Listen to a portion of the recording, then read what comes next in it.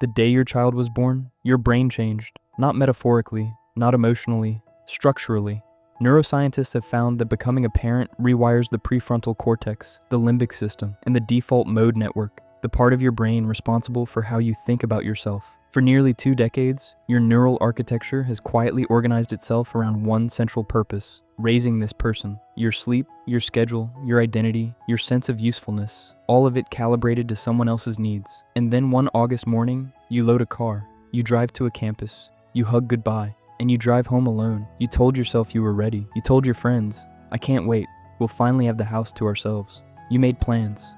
Maybe a trip, a new hobby. You pictured quiet mornings with coffee that actually stays hot. You imagined sleeping past 7 a.m. without guilt. But then you walked past their bedroom that first evening, and something happened that you didn't expect. Not sadness exactly. Something harder to name. A particular kind of silence that feels less like peace and more like absence. You find yourself setting the table for 3 out of habit. You hear a sound in the house and think, "That must be them," before remembering. You check your phone more than usual, hoping for a text that doesn't come until late at night. Short and distracted. "Hey, doing great. Busy." You smile at the message, and then you sit with something you can't quite explain. Here's what most parents assume. This feeling will pass in a week or 2. Give it time. Stay busy. Oh, it's just an adjustment. But researchers who study this transition have found something more complicated. What parents experience when their last child leaves for college is not simply sadness about an empty house. It is, in a very real psychological sense, a grief process.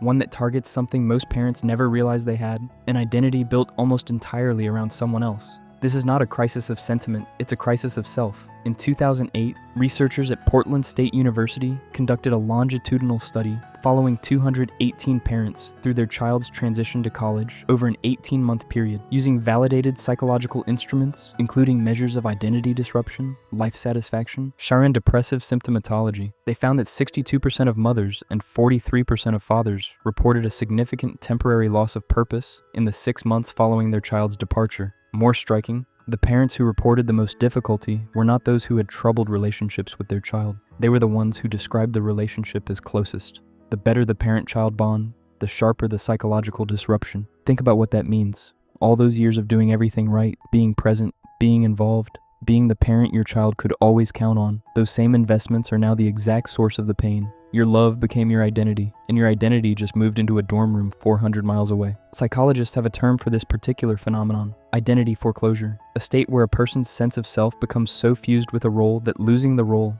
even temporarily, creates a genuine psychological rupture. For parents, this is compounded by a second invisible loss, the loss of daily purpose. Research consistently shows that humans derive meaning less from abstract relationships and more from functional routines. From being needed, from having someone to feed, to worry about, to protect, to call. When the college door closes, hundreds of those micro-routines vanish at once, not gradually, all at once. A 2017 study published in the Journal of Family Psychology, led by Dr. Karen Fingerman at the University of Texas at Austin, it examined the relationship between parental intensive involvement and post-departure adjustment across 331 families. Parents who had organized their daily schedule most heavily around their child, carpools, meals, school events, homework oversight, showed measurably higher cortisol levels in the weeks following college drop-off compared to parents with more diffuse social identities. The study also tracked something often overlooked: couples. The transition didn't bring most couples closer. It destabilized them. Many parents suddenly found themselves living with a virtual stranger, a person they had shared a house with for 20 years, but had largely related to through the child. The child had been the shared project, the common language, the reason to coordinate, to communicate, to come together.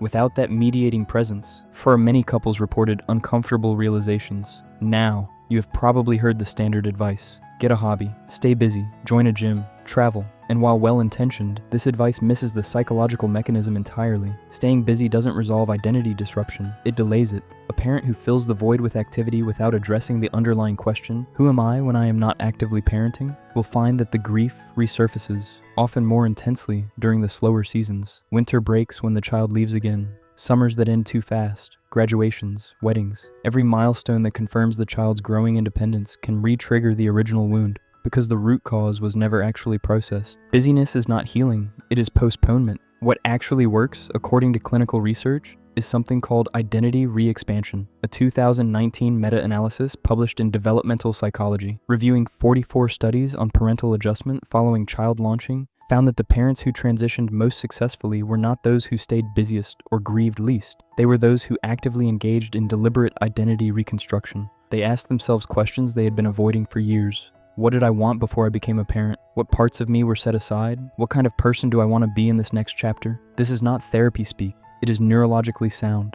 The same brain plasticity that allowed parenthood to rewire your identity in your 20s and 30s still exists in your 40s and 50s. The brain doesn't stop building new self-concepts just because you hit a certain age, but it requires intention. It requires the willingness to sit with the discomfort long enough to ask the real question, not how do I fill the silence, but what do I want to put in it? Couples who navigated this transition well shared one consistent behavior. They turned toward each other explicitly, not to talk about their child, but to rediscover each other. They treated the transition as a strange, disorienting, and genuine opportunity to rebuild intimacy that had been crowded out by 2 decades of logistics. Not all of them found it easy, but the ones who looked for it found it. Here is what no one tells you on move-in day. The grief you feel when your child leaves for college is not a sign that something went wrong. It is proof that something went right. It means you showed up. It means you were present enough, consistent enough, devoted enough, that your nervous system genuinely organized itself around this person's existence. You built a life in which another human being was central, and now that human being is doing exactly what you raised them to do.